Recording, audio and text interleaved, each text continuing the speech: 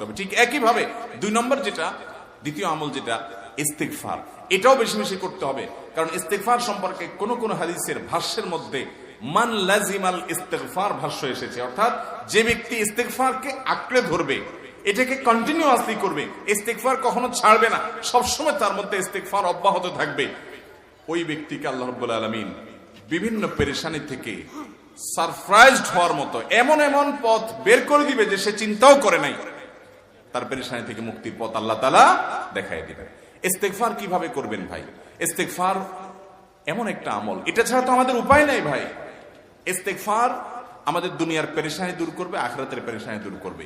দুনিয়ার পেরেশানি আমাদের বিপদ আপদ মুসিবত, এগুলো রিজিকের অনটন অভাব এগুলা, আর আখিরাতের পেরেশানি হলো আমাদের পাপ গুনাহ এগুলা। কোরআনে কারিমে আল্লাহ রাব্বুল আলামিন সূরা নূহের মধ্যে আল্লাহ নবী নূহ আলাইহিস সালাম তার সম্পর্কে বলছেন, ফাকুলতুস্তাগফিরু রাব্বাকুম ইন্নাহু কানা গাফফারা ইউরসিলিস সামাআ আলাইকুম মিদরারা ওয়া ইউমদিদুকুম বিআমওয়ালিন ওয়া বানিন ওয়া ইয়াজআল লাকুম জান্নাতিন ওয়া ইয়াজআল লাকুম আনহারা। তিনি বলেন, আমি বলেছি আমার জাতিকে তোমরা ইস্তিগফার করো, আল্লাহর কাছে ইস্তিগফারটা করতে থাকো। রুটি রুজি নাই, চাকরি নাই, ইনকাম নাই, ব্যবসা খারাপ যাচ্ছে, পেরেশানি হচ্ছে, ইস্তিগফার ধরো, কি হবে? ইন্নাহু কানা গাফফারা। যদি ইস্তিগফার করো, 1 নম্বর লাভ হলো আল্লাহ মাফ করে দিবেন গুনাহ। ইউরসিলিস সামাআ আলাইকুম মিদরারা, যাতে ফসল ভালো হয়, রিজিক ভালো হয়, সেই ব্যবস্থা আল্লাহ করবেন। ওয়া ইউমদিদুকুম বিআমওয়ালিন ওয়া বানিন, ছেলে মেয়ে হয় না অথবা ভালো ছেলে মেয়ে নাই, আল্লাহ তাআলা নেক সন্তান দিয়ে তোমাকে শক্তিশালী করবেন। ওয়া ইয়াজআল লাকুম জান্নাতিন ওয়া ইয়াজআল লাকুম আনহারা, আল্লাহ তাআলা প্রসবন দিবেন, ফসল দিবেন, বরকত দিবেন রুজিতে। কিসের মাধ্যমে? ইস্তিগফার। কিসের মাধ্যমে ভাই? ইস্তিগফার। আহা, ইস্তিগফারের আমল আমাদের দেশে মানুষ আমরা জানি না ভাই। এটাও আরবদেরকে আমি দেখেছি, সারাক্ষণ তারা অবসর সময়গুলোতে ইস্তিগফার করতে থাকে, আস্তাগফিরুল্লাহ ওয়া আতুবু ইলাইহি, আস্তাগফিরুল্লাহ আস্তাগফিরুল্লাহ। মানে কি? আল্লাহর কাছে আমি ক্ষমা প্রার্থনা করি, আল্লাহর কাছে আমি মাপ চাই, আল্লাহর কাছে আমি তওবা করি, আল্লাহর দিকে আমি ধাবিত হই, আল্লাহর কাছে আমি ফিরে যাই, আস্তাগফিরুল্লাহ আস্তাগফিরুল্লাহ। আপনি বসে আছেন নিরিবিলি, ভাইরা আমার, এখন আর নিরিবিলি বলতে কোনো সময় নাই, এখন আর ফ্রি টাইম নাই, এখন আর আমাদের অবসর টাইম নাই। আস্তাগফিরুল্লাহ কখন বলবো? মোবাইল টিপতে টিপতে টিপতে টিপতে, ফেসবুকের নোটিফিকেশন দেখতে দেখতে দেখতে, লাইক কমেন্ট গুনতে গুনতে আমাদের এখন কোনো ফুরসত নাই। বাহিরে তো নাই, টয়লেটে গেলেও তখন আমাদের ব্যস্ততা মোবাইল নিয়ে, ফেসবুক নিয়ে, ঘুমাইতে গেলেও আমাদের ব্যস্ততা। ও ভাই আমার, অথচ আমার হায়াত শেষ হয়ে যাচ্ছে, আমল নামার শূন্য খালি, ফেসবুক টিপাটিপিতে পরিপূর্ণ। আল্লাহর কাছে কি নিয়ে যাবেন? ইস্তিগফার করবেন তো ইনশাআল্লাহ? অবসর সময় ইস্তিগফার করবেন তো ইনশাআল্লাহ? নিরিবিলি আছেন, একাকী আছেন, ইস্তিগফার চালায় দেন। 10 সেকেন্ড টাইম পাইছেন, ইস্তিগফার শুরু করে দেন। ডাক্তারের কাছে গেছেন, ওয়েটিং এ আছেন, বসে আছেন, ইস্তিগফার করতে থাকেন। সিরিয়াল আছেন কোন কাজে, ইস্তিগফার করতে থাকেন। ডিউটিতে যাচ্ছেন, গাড়িতে, বাইসাইকেলে, বাইকে, যে কোনো ভাবে পায়ে হেঁটে ইস্তিগফার করতে থাকেন। যে কোনো অবসরের সময়গুলোকে ইস্তিগফার দিয়ে পরিপূর্ণ করে দেন। ভাইরা আমার, ইস্তিগফার সকল সমস্যার সমাধান। ইস্তিগফারের ভিতরে সবচেয়ে শ্রেষ্ঠ ইস্তিগফার হলো সাইয়্যিদুল ইস্তিগফার। সাইয়্যিদুল ইস্তিগফারটা যদি মুখস্থ না পারেন, অন্তত লিখিত ভাষণটা পড়েন। সাইয়্যিদুল ইস্তিগফারের যে অর্থ, এটার যে মর্ম, বড় হৃদয়গ্রাহী ভাই, বড় মর্মস্পর্শী। ইমানদার এটার অর্থের দিকে তাকায় যদি পড়ে, তো তার অন্তর না গলে পারে না। আল্লাহুম্মা আনতা রাব্বি, হে আল্লাহ আপনি আমার রব, আপনি আমার পালনকর্তা লাগেন, আপনার সাথে আমার এই সম্পর্ক, আমি আপনার গোলাম, আপনি আমার রব, এই সম্পর্কটা আপনার সাথে আছে। আল্লাহুম্মা আনতা রাব্বি লা ইলাহা ইল্লা আনত, ও আল্লাহ আপনি ছাড়া আমার ইবাদত, আমার গোলামি, আমার দাসত্ব, উপাসনার উপযুক্ত আর কেউ নেই।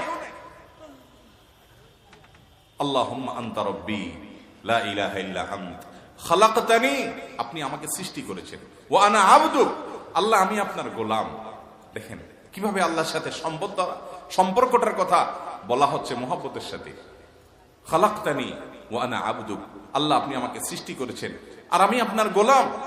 ওয়া আনা আলা আহদিকা ওয়া ওয়া'দিকা মাস্তাতা'তু, আল্লাহ আপনার সাথে যে অঙ্গীকার করেছিলাম, আলাস্তু বিরাব্বিকুম, আপনি জিজ্ঞেস করেছেন আলমে আরওয়াহাতে আমরা বলেছি বালা, হ্যাঁ আপনি আমার রব।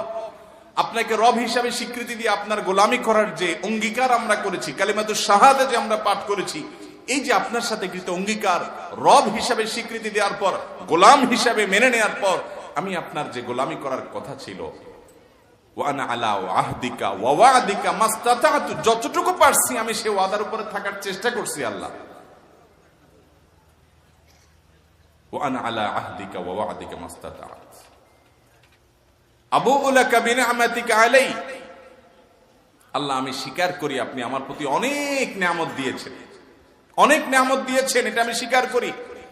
ওয়া আবুউ লাকা বিযামবি, আর আমি এও স্বীকার করি যে আল্লাহ অনেক অপরাধ, অনেক পাপ আমার দ্বারা হয়ে গেছে। ফাগফিরলি, অতএব আপনি আমাকে মাফ করে দেন। ফাইন্নাহু লা ইয়াগফিরুয যুনুবা ইল্লা আনতা, কারণ আপনি ছাড়া কেউ গুনাহ ক্ষমা করতে পারবে। ভাইরা আমার, অর্থের দিকে লক্ষ্য করে করে, মর্মটা বুঝে বুঝে একটু সাইয়্যিদুল ইস্তিগফার পড়েন।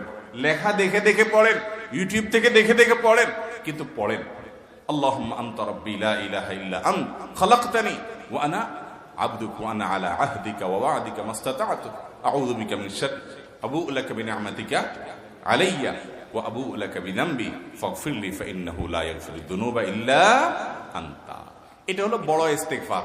এত বড় ইস্তিগফার পড়তে পারেন না, কোনো পেরেশানি নাই, কোনো অসুবিধা নাই। সবচেয়ে ছোট ইস্তিগফার হলো আস্তাগফিরুল্লাহ, আস্তাগফিরুল্লাহ, আস্তাগফিরুল্লাহ। আল্লাহ আপনার কাছে ক্ষমা চাই, কত ভুল হয়ে যায়, কত অন্যায় হয়ে যায়। ভাইরা আমার, এটা হলো রিমুভার। ভুল করে কিছু লিখছেন, রিমুভ করে ফেলছেন, শেষ হয়ে গেছে। আপনি ঘন ঘন ইস্তিগফার করতে থাকেন, অগণিত ভুল হয়, অগণিত ত্রুটি হয়, বারবার ইস্তিগফার এগুলোকে সবগুলোকে শেষ করে দেয়। ভাইরা আমার, নিরাপত্তা এনে দেয়। আল্লাহ কোরআনে কারিমে বলেছেন যে আপনার রব আপনার কওমের প্রতি আযাব নাজিল করবেন না যদি আপনি থাকেন। আর যদি তারা ইস্তিগফারে রত রাখে, তাহলে গণ আযাব আল্লাহর পক্ষ থেকে আসবে। অতএব ভাইরা আমার, ইস্তিগফার বেশি বেশি করতে হবে। 6টা আমল, 6টা জিকির, দোয়া হলো শত শত হাজার দোয়া এবং জিকিরের সান্নিধ্যাসের। দ্বিতীয়টা হলো ইস্তিগফার। চেষ্টা করবো না ইনশাআল্লাহ ইস্তিগফার করা, চলতে ফিরতে আস্তাগফিরুল্লাহ ওয়া আতুবু ইলাইহি, অথবা শুধু আস্তাগফিরুল্লাহ। আরেকটা ইস্তিগফার হাদিসে বর্ণিত, আস্তাগফিরুল্লাহাল্লাযী লা ইলাহা ইল্লা হুয়াল হাইয়ুল কাইয়্যুম ওয়া আতুবু ইলাইহি ওয়া লা হাওলা ওয়া লা কুওয়াতা ইল্লা বিল্লাহ। এটাও ইস্তিগফার। তাহলে একটা বড় ইস্তিগফার, একটা মিডিয়াম, একটা ছোট, যার যেটা সুবিধা হয় এটা পড়েন। বড়টা হলো সাইয়্যিদুল ইস্তিগফার, সবচেয়ে শ্রেষ্ঠ ইস্তিগফার যেটা হাদিসে বর্ণিত হয়েছে। সাইয়্যিদুল ইস্তিগফার নবীজি সকাল সন্ধ্যা পাঠ করতেন, বিভিন্ন সময় পাঠ করতেন, রাতে পাঠ করার কথা বলতেন। সাইয়্যিদুল ইস্তিগফার পাঠ করলে আল্লাহ রাব্বুল আলামিন ওই দিনে, ওই রাতে, ওই ব্যক্তি মারা গেলে তার সব গুনাহ খাতা মাফ করে তাকে জান্নাত দিবেন ইনশাআল্লাহ। অতএব ভাইরা আমার, সাইয়্যিদুল ইস্তিগফার সবচেয়ে বড়, আস্তাগফিরুল্লাহাল্লাযী লা ইলাহা ইল্লা হুয়াল হাইয়ুল কাইয়্যুম ওয়া আতুবু ইলাইহি ওয়া লা হাওলা ওয়া লা কুওয়াতা ইল্লা বিল্লাহ। এটা হলো মাঝারি ধরনের। আর সবচেয়ে ছোট ইস্তিগফার হলো আস্তাগফিরুল্লাহ ওয়া আতুবু ইলাইহি। তাহলে 6 আমলের কয়টা গেল? 2টা। প্রথমটা হলো দুরুদ, আর দ্বিতীয়টা হলো ইস্তিগফার। নাম্বার 3, এটা আমাদের বেশিরভাগ মানুষ জীবনে হয়তো শুনেনও নাই, অনেকে হয়তো শুনছেন, আমল করা হয় না। খুব সীমিত সংখ্যক আল্লাহর বান্দার আমলের তৌফিক হয়। সেটা হলো ইয়া যাল জালালি ওয়াল ইকরাম। এটা একটা জিকির, আল্লাহ তাআলাকে ডাকা, আহ্বান করা, এটাই জিকির। ইয়া যাল জালালি ওয়াল ইকরাম। নবী করিম সাল্লাল্লাহু আলাইহি সাল্লাম বলেছেন, আলিজু বিয়া যাল জালালি ওয়াল ইকরাম। তোমরা ইয়া যাল জালালি ওয়াল ইকরাম এটাকে আঁকড়ে ধরো, এটাকে নিয়মিত করো, বেশি বেশি করে বলতে থাকো এটাকে সব সময় এটাকে মুদাওয়ামাতের সাথে কন্টিনিউয়াসলি এটা বলতে থাকো, ইয়া যাল জালালি ওয়াল ইকরাম। অনেক উলামায়ে কেরাম, মুহাদ্দিসিনে কেরাম ইয়া যাল জালালি ওয়াল ইকরাম কেন নবীজি এত বেশি বলতে বলেছেন, এটার মাধ্যমে আমাদের লাভটা কি, এর ব্যাখ্যা করতে গিয়ে বলেছেন, ইয়া যাল জালাল মানে হলো হে মহান, মহান বড়ত্বের অধিকারী, হে জালালের অধিকারী, হে জালাল। ওয়াল ইকরাম, হে দানশীল। তাহলে প্রথম বাক্যে আল্লাহর বড়ত্বের কথা স্বীকৃতি দিয়ে প্রশংসা করা হয়, আর দ্বিতীয় বাক্যে হে দানশীল বলে আল্লাহ তাআলার কাছ থেকে চাওয়া হয় যে আপনি যেহেতু দানশীল এবং আপনি যদি মহান, অতএব আপনি আমাকে দান করেন। এটা ডাকলেই, আল্লাহকে এই বলে ডাকলেই চাওয়া হয়ে যায়। এই জন্য বেশি বেশি করে ইয়াজাল জালালি ওয়াল ইকরাম পড়তে হবে। অনেকে হয়তো নতুন শুনেছেন, আজকে থেকে শুরু করে দিবেন ইয়াজাল জালালি, সকাল বিকাল। মনে থাকে না তো লিখে লিখে ওয়ালে টাঙায় দেন। বাসা বাড়িতে এমন জায়গায় লিখে রাখেন তাকাইলে নজরে পড়ে, কারণ মোবাইলে আমাদেরকে সবকিছু ভুলাই দেয়, দুনিয়ার ব্যস্ততা সব ভুলাই দেয়। এই জন্য বেশি বেশি ইয়াজাল জালালি ওয়াল ইকরাম পড়বো। 3টা হয়ে গেল। নাম্বার 4 নম্বর যে দোয়া এবং জিকির করতে নবী করিম সাল্লাল্লাহু আলাইহি সাল্লাম সব সময় আমাদেরকে উৎসাহ দিয়েছেন, অনুপ্রেরণা দিয়েছেন। এবং ইবনে সাদি রাহিমাহুল্লাহ তিনি 6টা নির্যাস দোয়া এবং জিকির যে বলেছেন তার 4 নম্বর হলো লা হাওলা ওয়ালা কুওয়াতা ইল্লা বিল্লাহ। লা হাওলা ওয়ালা কুওয়াতা ইল্লা বিল্লাহ। লা হাওলা ওয়ালা কুওয়াতা ইল্লা বিল্লাহ, এটা হলো সারেন্ডার করা, আল্লাহর কাছে সারেন্ডার করা, আত্মসমর্পণ করা। মানে আল্লাহ ছাড়া কোনো ভালো কাজ করার ক্ষমতা কারণ নাই, করার তৌফিক দেওয়ার ক্ষমতা কারণ নাই, আর পাপ থেকে বাঁচানোর ক্ষমতা কারণ নাই। এই জন্য আমি কেমন যেন আল্লাহর কাছে সারেন্ডার করছেন। লা হাওলা ওয়ালা কুওয়াতা ইল্লা বিল্লাহ। কোন অবস্থা, কোন সামর্থ্য এগুলো কারোর কাছে নাই, শুধুমাত্র কার কাছে আছে? আল্লাহর কাছে আছে। এই অর্থ বুঝে আপনি লা হাওলা ওয়ালা কুওয়াতা ইল্লা বিল্লাহ বেশি বেশি পাঠ করবেন। নবী করিম সাল্লাল্লাহু আলাইহি সাল্লাম বলেছেন, তোমাদেরকে কি আমি জান্নাতের একটা ভান্ডারের খোঁজ দেব, খবর দেব, যেটা জান্নাতের ভান্ডার, সওয়াব টওয়াব না, সাধারণ অল্প স্বল্প সওয়াব না, পুরো জান্নাতের ভান্ডারের সন্ধান দিয়ে দিব। সাহাবায়ে কেরাম তো চাইতেনই সেটা। নবীজি সাল্লাল্লাহু আলাইহি সাল্লাম তখন বলেছেন যে লা হাওলা ওয়ালা কুওয়াতা ইল্লা বিল্লাহ, এটা হলো কানজুম মিন কুনুজিল জান্নাহ, জান্নাতের ভান্ডার সমূহের মধ্যে থেকে একটা বড় ভান্ডার হলো লা হাওলা ওয়ালা কুওয়াতা ইল্লা বিল্লাহ। অতএব এই আমলটাও বেশি বেশি করবেন। 4 নম্বর আমল হয়ে গেল। দুরুদের আমল 1, ইস্তিগফার আমল 2, ইয়াজাল জালালি ওয়াল ইকরাম 3, লা হাওলা ওয়ালা কুওয়াতা ইল্লা বিল্লাহ। কয়টা হলো? 4। 5 নম্বর আমল হলো দোয়া ইউনুস। দোয়া ইউনুস জানা আছে তো?